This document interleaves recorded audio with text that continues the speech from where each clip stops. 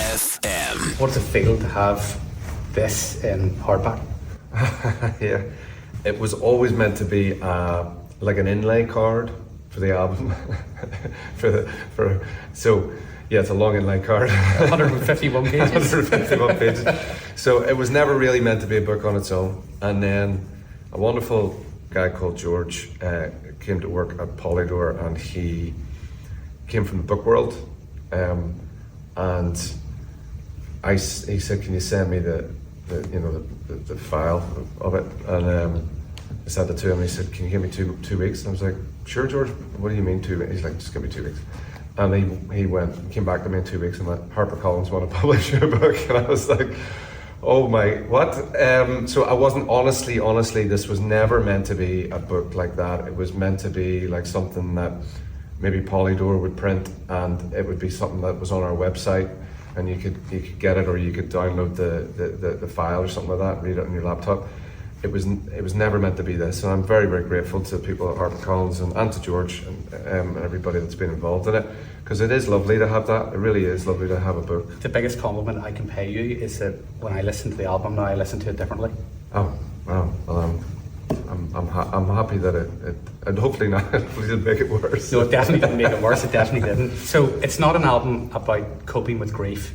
It's not an autobiography, but there's elements of both of that in the book.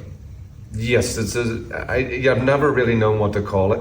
So it's kind of a memoir, but it's kind of the making of the album, but it's neither.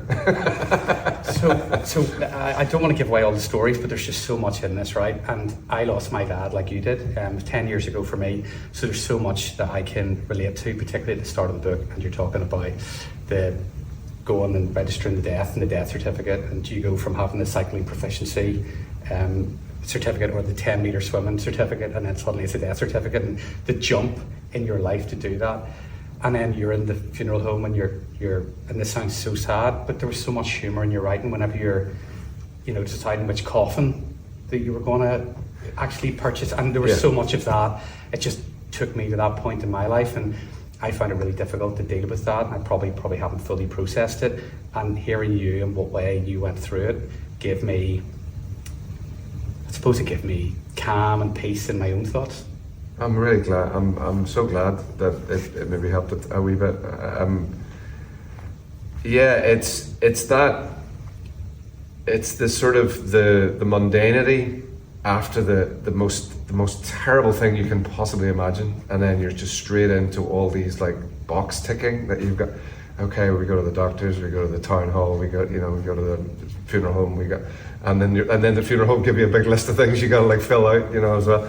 So it's like there's so much pain and so much sorrow and grief, but there's also I think I say in it, like the bureaucracy will not be stopped. It's like the Terminator. The themes that run in this book are the themes that go through the album. So can you touch on the themes and maybe what your favourite theme is? Well, one of the themes of the book is grief, but that's not really what the album is about. So that's what made it slightly distinct from the record. And there is a song that we wrote that was originally going to be on the album called Waking Up Now, which is going to be on the extended edition of the album, which comes out the same day as the book. So there's 6 new songs on the extended version. The themes are time and love and life and death, just the small themes. And I think the one that I had the most fun writing and was the most almost illuminating to me as well, I learned about was home, because writing about home, writing about here, writing about Bangor and Belfast and Derry, 3 places that I am deeply connected with here.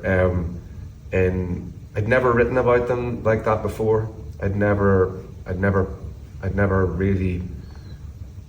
It's not that I didn't allow myself. It's just that I was only ever writing about them in a song. So it was only ever going to be 1 page.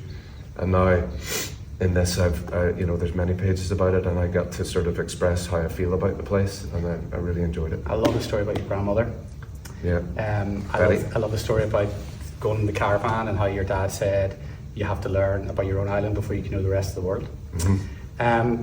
I know obviously we were talking about your dad and the grief after you lost your dad, but fathers, I think, if you're lucky to have a relationship with your father in whatever way that is, they bestow wisdom on you. There's a lot of wisdom in this book, I think, which you've got from your dad, even though that you and your dad had your moments. We had a contentious few years, yeah. But, and he was pretty much telling you at one point to give it up.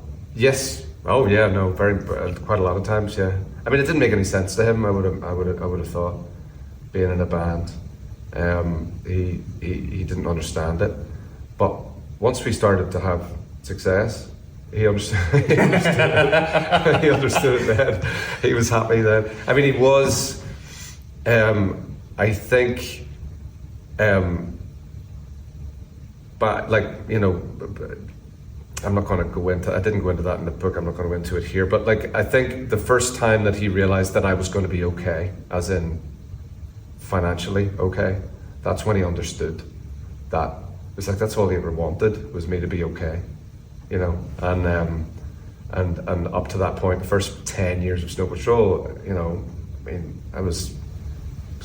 these stories have all been told a million times, but you know, sleeping on friends' couches and stuff. There was definitely not any financial security. So just that was all he really wanted. The noise, he probably could have done with that as well, but the noise of the band. Two of my favourite moments in the book are yourself at the festival when Dave Grohl comes on stage, and when your dad meets Bono. Yes. And when we get to the end of the book, not to give too much away, but I'll be honest with you, you have me shedding a tear.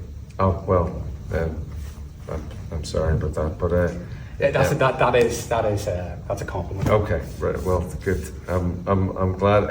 Yeah, my dad came to Ward Park 3, and obviously Bono guested with us, Ward Park 3, but he was only there 10 minutes before. He was only ever going to be there 10 minutes before he went on stage. He had other things to do that day, which he moved all of his things he had to do that day to Belfast. They were not originally in Belfast, but just so that he could join us on stage. That's a legend right there. And so he arrived 10 minutes before, and the story's going to be much better written in the book than this. You know, I put a lot of thought into how I wrote it in the book. I'm doing it off the cuff now, but he standing side of stage and standing beside our Natalie, who worked with us. And he said, "Who's that guy in the wheelchair?" And is that Gary's dad? And she said, "Yep." And he went straight over, chatted him for 10 minutes, and then he got a tap on the shoulder, saying, "That's you on there now. That's you on there now, Mr. Bono." And he shook my dad's hand, and off he strolled onto the stage to rapturous applause. But he spent the entire time that he was backstage with my dad, and my dad got to tell that story for the rest of his life, which he did to everybody, anyone that'll listen. Do you know that me and Bono were great pals? That's what he would say. Absolutely brilliant. The book is just a wonderful read. Congratulations on it. It's all encompassing, this project. So there's the music, there's the artwork, and there's now this. And as I said at the start of this, it's made me listen to the album, and I was fulfilled from listening to it first time around, but I'm fulfilled even more having read your words. Is this going to be the template now for success going forward? No, I don't think every album is going to have a book accompaniment. No. It felt like the right thing to do. You know, I've said it a few times already now, but it felt like the lyrics were spilling over the sides of these songs, and it just felt like there was more to say. Maybe the next album that won't be the case, because it was never the case for 30 years. So why would it be suddenly now? That's going to be every album. But if it ever happens like that again, I'll keep going, and maybe there'll be a book. This tour has been phenomenal for you. Watched all the pictures coming in from around the world, and then got to see it in Belfast there. Best production of any show you've ever put on. Thank you. And you genuinely seemed, I was there on the Thursday night at the SSA, you seemed so unbelievably happy on stage. It was, the two Belfast shows on the Thursday and Friday were just two extraordinary shows. Friday night, obviously, a little bit different because Johnny wrecked his hand, two very badly broken hands, and still did the gig. So there was just so much that happened in those 2 days. It just felt like there was like an entire year's worth of stuff that happened in 2 days. But the crowd were amazing. Belfast crowds are always amazing, but crowd felt like even more amazing than usual, which is saying a lot. and it just felt like there was like a universe in those two shows that for us, and yeah, we had so much fun. Balsonic, Yeah, can't wait. outdoor. Yes. Yeah, we'll have to. And Davy Sherwin, who's the guy that behind the. You mentioned the production. He's the guy behind our production. Davy Sherwin from Cullyback. We call him Job for Life. He's been with us for 27 years, and no one's getting him. We're keeping him forever. And he just every single time. I think anybody that's been to all the arena shows will see that every single time there's something big, something new and bigger happens from the last time. And we'll have to. I don't know if he's got it. He'll have his thinking cap on about Balsonic already, I'm sure. By book, it's absolutely great. I love the local references. So for anyone of our sort of vintage, the mention of heartbreak at the Manhattan nightclub, they'll be right back. Everybody got their heart broken in Manhattan at some point. Gary, it's always great to see you. Thanks very much. Great to see you too. Thank you. Cheers. Cool FM.